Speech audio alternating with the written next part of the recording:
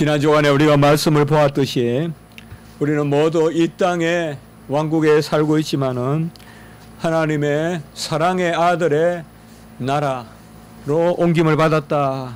그렇게 우리가 말씀을 보았습니다. 하나님 자신의 사랑의 아들의 나라.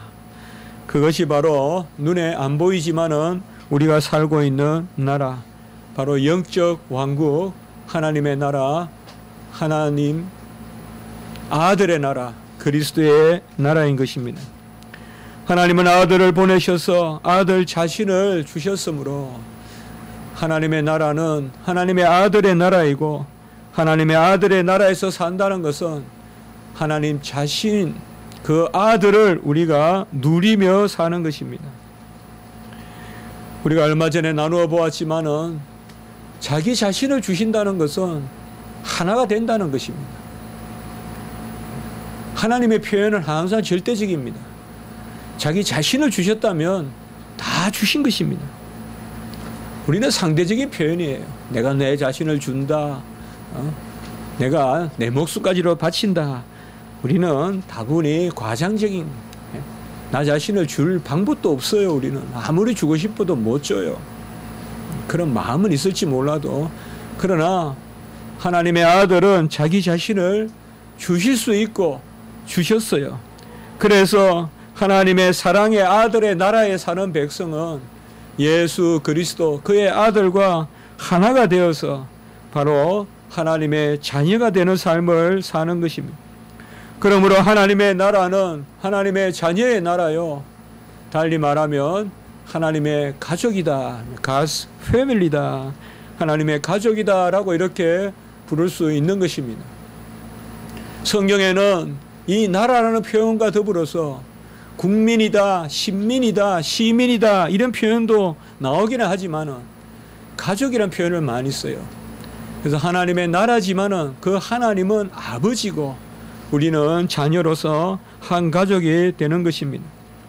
하나님의 자녀다, 우리가 매번 그렇게 되뇌이고 날마다 그런 줄 알고 살지만은 참 얼마나 오묘한 말이고 어떻게 보면 우리가 가닿기 어려운 그런 말입니까? 하나님의 자녀라는 것 어떻게 한번 깊이 생각해 보셨습니까? 하나님의 자녀는 오직 하나님께로 난 자들입니다. 요한복음 1장 13절에 보면 하나님께로부터 난 자들이니다. 혈통으로나 육정으로나 사람의 뜻으로 나지 아니하고, 사람의 혈통으로 나지 아니하고, 또 육정이란 말은 원어로 보면 육체의 뜻이라는 뜻이에요. 어떤 육체의 뜻, 그러니까 우리의 정서라든지 우리의 어떤 소욕이라든지 그런 것으로 난 것도 아니요, 또 사람의 뜻으로 난 것도 아니요. 우리가 오직 하나님께로부터 난 자들이다 라고 이렇게 말하고 있습니다. 하나님께로부터 어떻게 납니까? 니고데모가 질문을 던졌죠. 어떻게 하나님으로부터 납니까? 우리 주님은 정확하게 대답하셨죠. 성령으로 거듭나야 된다. 성령과 물로 거듭나야 된다. 바로 성령으로 거듭나야 하나님 나라에 들어간다. 곧 하나님의 아들의 사랑의 나라에 옮김을 받는 방법은 성령으로 거듭나야 됩니다. 예수 그리스도가 이 땅에 오실 때 그 육신을 마리아에게서 취했지만은 성령으로 잉태하셨죠. 우리도 새로운 거듭난 그러한 육체 가운데, 영혼 가운데 살지만 이제 성령으로 잉태한 거예요. 성령으로 거듭난 거예요. 주님께서 성령으로 이 땅에 잉태하셨듯이 우리도 성령으로 거듭나서 이제 새 삶을 살고 하나님의 자녀의 삶을 사는 것입니다. 요한복음 3장 6절 계속 니고데모에게 하시는 말씀 중에 육으로 난 것은 육이요 영으로 난 것은 영이니라고 이렇게 말했습니다. 그러므로 성령으로 거듭난 우리는 바로 성령에 속하고 성령의 소욕대로 사는 것이고, 또 요한복음 3장 8절에 보면 성령으로 난 사람은 바람이 임의로 불어 어디서 와서 어디로 가는지 모르듯이 성령으로 난 사람도 그렇다라고 이렇게 이야기하고 있습니다. 저도 어디에서 와서 어디로 언제 거듭났는지 모르겠어요. 요새 이단들 구원파니, 특별히 구원파 많이 이야기해요. 이번에 죽은 구원파나 지금 이요한이 하는 그 구원파나 박옥수 구원파나 다 동일한 근신찬 이단들이에요. 다 김기동이하고 또 짜가고 있고 전부 다 그 한 이단들이에요. 뉴스에 언뜻 보니까 어느 영화배 어느 탤런트인가가 우리는 이요한 거기에는 아니라 실수한 거예요. 자기가 그 이단교회 다닌다고 또 폭로한 거예요. 어떻게 보면 자기는 거기하고 다르다 생각하는데 그건 더한 이단이에요. 그거 의정부에서 많이 활동하는 이러한 이단들은 언제 영을 받았고 어떻게 영을 받았고 정확하게 안다고 이야기하지만은 성경은 그렇게 말하지 않아요.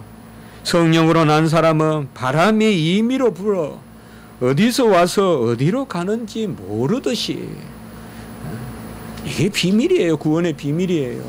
분명히 우리가 거듭났지만은 정확하게 꼬집어서 무슨 내가 성령을 받으니 무슨 뭐가 나타나더라, 나타난다 한들 아무에게도 동일하게 나타나지 않아요. 성령의 현상은 고유한 거예요, 여러분. 고유하기 때문에 성령은 바람으로도 불로도 비둘기로도 다양하게 그렇게 나타나는 것입니다. 시편 2편 7절에 보면 너는 내 아들이라 오늘 내가 너를 낳았도다. 하나님의 자녀는 하나님께로부터 난 자들이고 성령으로 거듭나서 언제 바람이 어디서 불어오는 듯이 몰라도, 제가 우리 집에 있으면 정말 바람이 좋거든요. 또 제가 설교 때 말씀을 드리는데 정말 이 바람이 어디서 오는지 얼마나 상긋한지요. 향기롭고. 그러나 바람 길은 알 수가 없어요. 문을 이렇게 열어놓으면 이리 올 것 같아도 또 그리 안 오기도 하고. 성령도 그렇다는 거예요. 그러니까 절대 주권적으로 역사하기 때문에 너무 인위적으로 무슨 장소를 마련한다고요 그곳에 정확하게 성령의 임재가 있고, 그렇지 않아요, 여러분들. 바로 성령으로 거듭난 자는 다 이렇다. 성령으로 거듭난 사람은 바로 그리스도가 그 안에 사시는데 이제 성령으로 사시는 것입니다. 그리스도가 어떻게 우리 안에 사십니까? 라고 묻거든 성령으로 사십니다. 이렇게 대답하면 돼요. 성령으로 사시는 게 뭡니까? 라고 말하면 보이지 않으나 실제적입니다. 라고 말하면 돼요. 이 고백신앙이에요. 이게 답이 아닌 것 같죠? 이거보다 더 큰 답이 없어요. 이거보다 더 정확하고 구체적인 답이 없다고요. 우리는 항상 붙들려야 그게 정확하다고 생각하고 보여야 정확하다고 생각하는데 보이지 않으나 실제적이고 살아계신 바로 그리스도가 우리 안에 살아계세요. 분명히 그렇게 전하시고 고백하세요. 갈라디아서 2장 20절에 이제 내 안에 그리스도가 사신다. 뭐로 사시느냐? 성령으로 사세요. 그 성령으로 사시는 것이 바로 실제적으로 사시는 것이에요. 우리가 받은 보혜사 성령은 그리스도의 영이기 때문에 그리스도가 우리 안에 사시고 그리스도가 우리 안에 사신다는 것은 바로 그리스도의 생명이 우리 몸에 나타난다. 고린도후서 4장 10절, 오늘 다음 장에 나오는 10절에 보면 우리가 항상 예수의 죽음을 몸에 짊어지면 예수의 생명이 몸에 나타나라 하려니라. 11절에도 보면 우리 살아있는 자가 항상 예수를 위하여 죽음에 넘겨지면 예수의 생명이 또한 죽을 육체에 나타나게 하려 함이라. 예수의 생명이 우리에게 임하고 그 가장 정확한 표가 바로 빛이에요. 빛이 임하면 어두움은 죽어요. 그래서 살아있다는 표는 죽음이에요. 그래서 예수의 죽음을 몸에 짊어지고 항상 예수를 위하여 죽음에 넘겨지면 어떻게 보면 날마다 죽지 않는 사람은 생명이 없는 사람이에요. 우리가 아직까지 불완전하다고 본다면, 그것이 확실하다면, 그렇죠. 우리는 아직 영화롭지 못하죠. 항상 되돌아보면 삐뚤삐뚤하잖아요. 모난 게 많잖아요. 아직 우리의 성정이 악하잖아요. 그러면 날마다 죽어야 돼요. 그 가운데 날마다 예수의 생명이 역사하는 것입니다. 바로 생명이 피에 있고 우리가 예수 그리스도의 피로 말미암아 거듭나서 그 피의 역사로 말미암아 우리가 이제 살기 때문에 오직 산 자만이 사도 바울과 같이 나는 날마다 죽노라라고 고백할 수 있어요. 세상 사람들은 죽는단 말 많이 해요. 그러나 그건 죽는 게 아니에요. 죽는 것도 어려운 일이에요. 불가능한 일이에요. 예수와 함께 죽어야 진짜 죽는 거예요. 나는 날마다 죽노라. 예수와 함께 안 죽으면 죽음도 아니에요.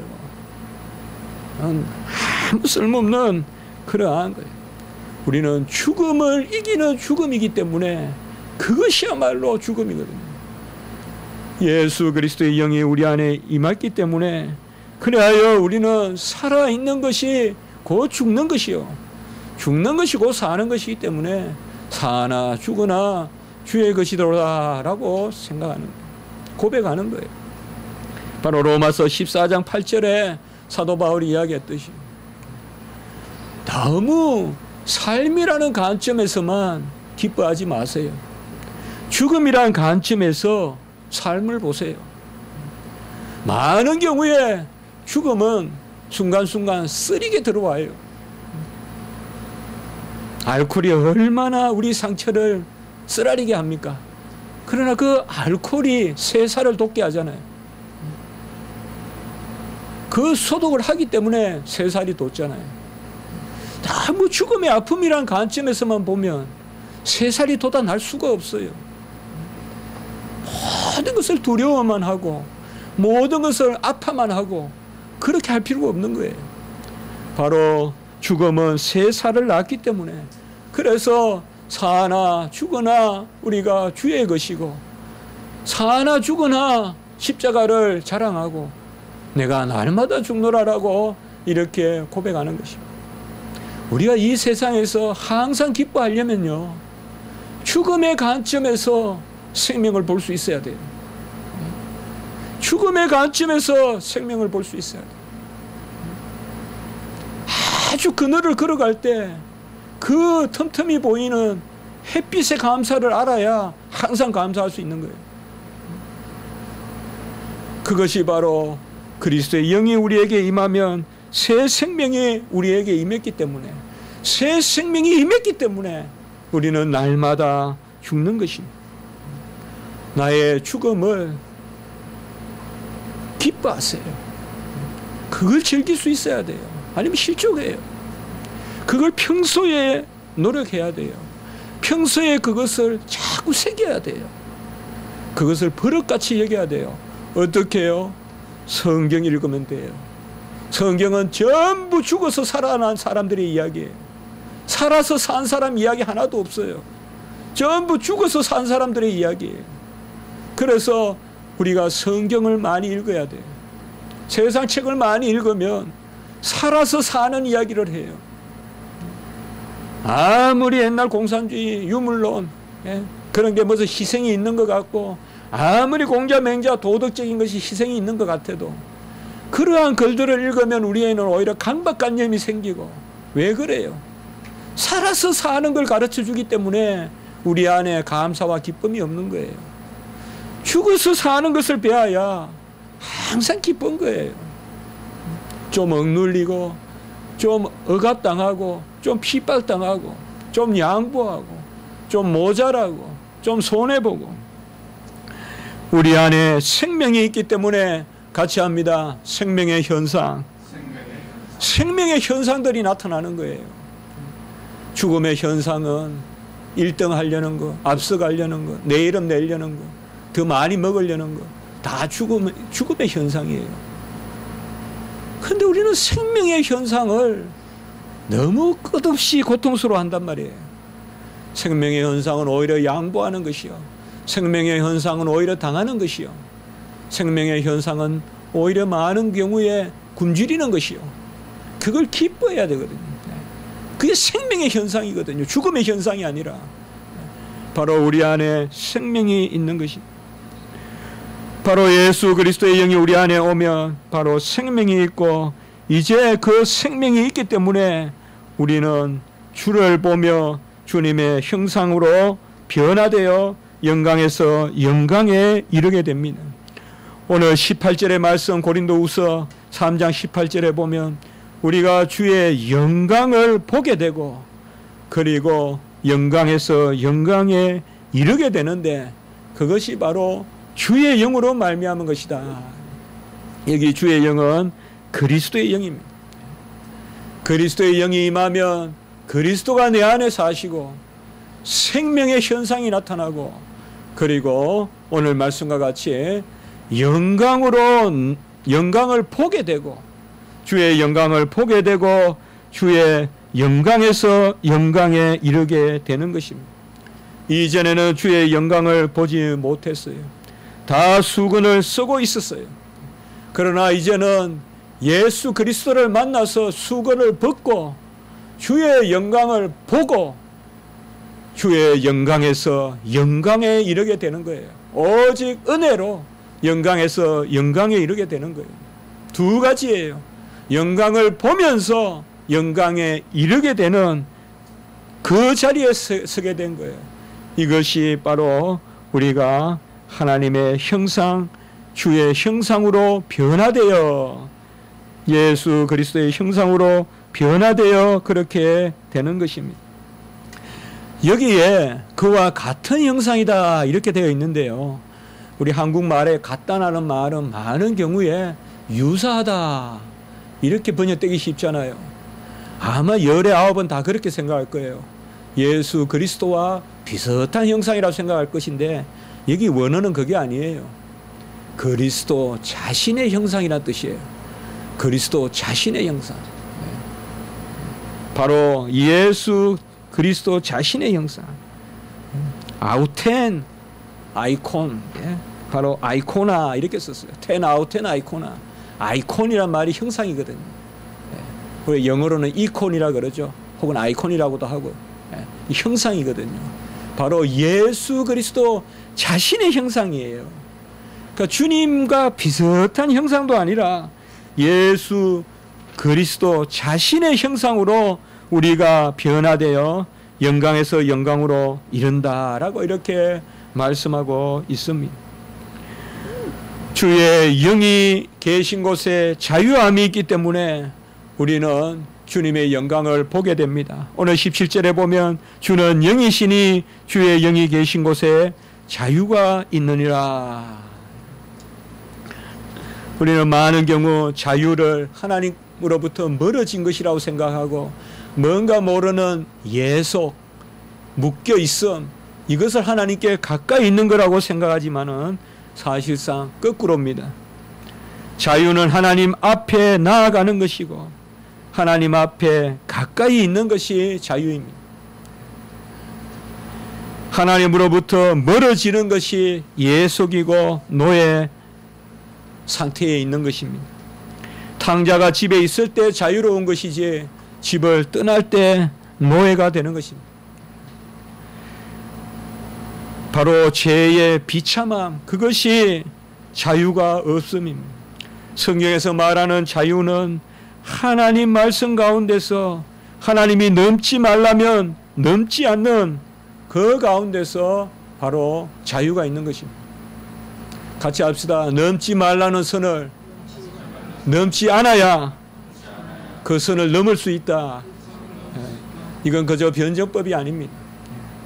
하나님이 넘지 말라고 한 것은 넘지 말아야 돼요. 그럴 때 그 선을 넘어가 있는 거예요. 왜요? 하나님은 언제든 우리를 끌어다니시기 때문에 그러한 것입니다. 하나님의 선을 넘어갔을 때 그 사람은 오히려 하나님으로부터 속도를 헤아릴 수 없을 만큼 하나님이 밀어내십니다. 하나님의 말씀을 어기고 오히려 하나님께 가까이 간다고 마귀 사탄의 깨에 넘어가서 그게 하나님께 가까이 가는 줄 알면 이 세상의 어떤 속도보다 강한 속도로 하나님은 그냥 튕겨내고 마십니다. 그것이 노예요 굴종인 것입니다. 여러분, 가까이 오지 마라 그러는 것이 하나님이 우리를 그저 두시려고 그럴까요? 엄마가 밥을 짓는데 우리 아이가 엄마 내가 한번 밥을 지어볼게. 때가 되어서 엄마가 됐어 가까이 오지 마. 그럼 밥을 짓지 않겠다는 거예요. 그 가까이 오지 말라는 거예요. 가까이 오지 말라는 것은 엄마가 밥을 지어 주시겠다는 거예요.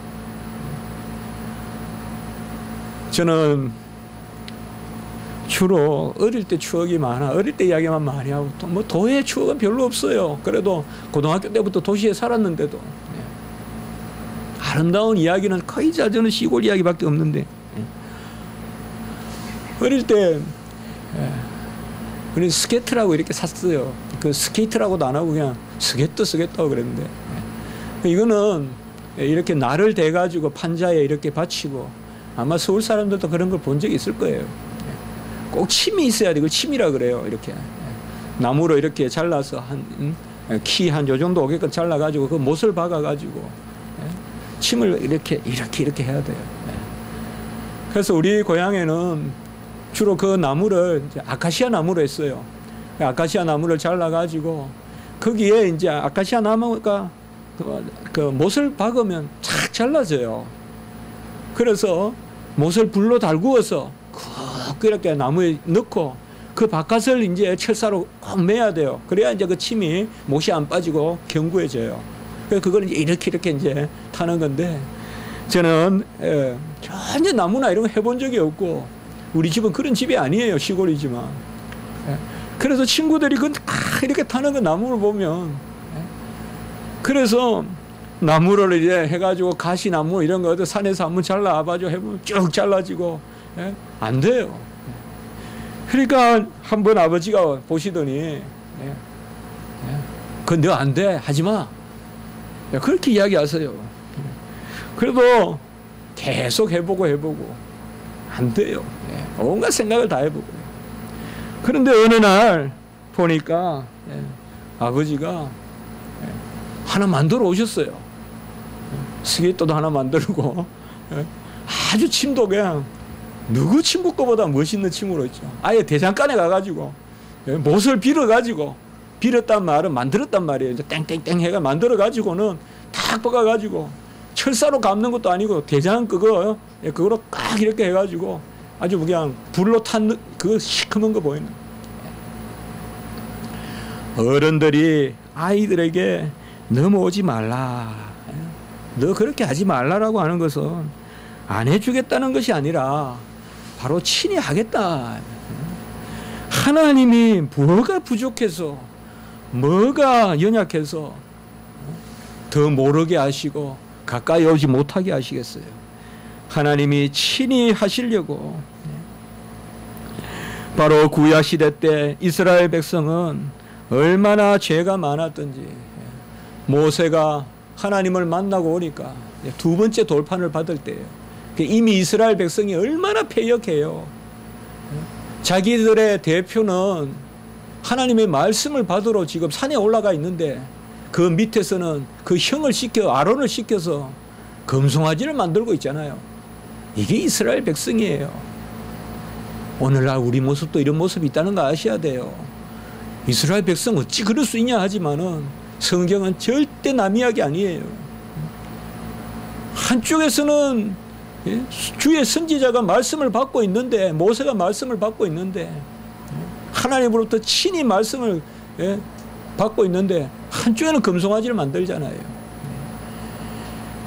그 이후에 하나님이 다시 또 모세에게 명령하시는데 이제 모세가 하나님을 만날 때는 얼굴을 대면하여 봤어요.